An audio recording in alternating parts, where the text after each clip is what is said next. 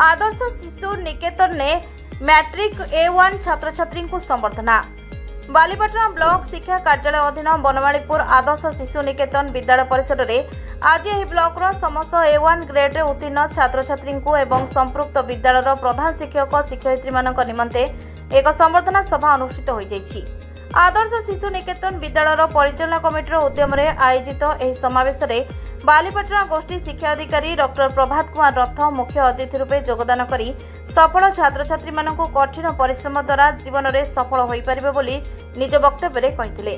अन्यमानक मध्यरे कुशभद्रा सरकारी उच्च विद्यालय अवसर प्राप्त प्रधान शिक्षक रघुनाथ लेंका, प्रधान शिक्षक विजय कुमार बेहरा, अवसर प्राप्त शिक्षक शिवप्रसाद शतपथी, विद्यालय प्रधान शिक्षयित्री शैलबाला मेकअप, संपादक सुरेंद्रनाथ साहू उपस्थित रही पिलामानंकु बहु उपादेय उपदेश प्रदान करथिले।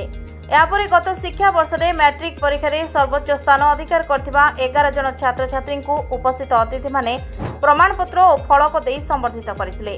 प्रारंभ में एडवोकेट अब्दुल बारी स्वागत भाषण और अतिथि मानक परिचय प्रदान करथिले।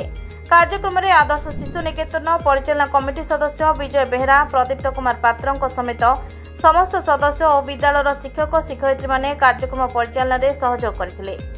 Bureau report Subhadra news.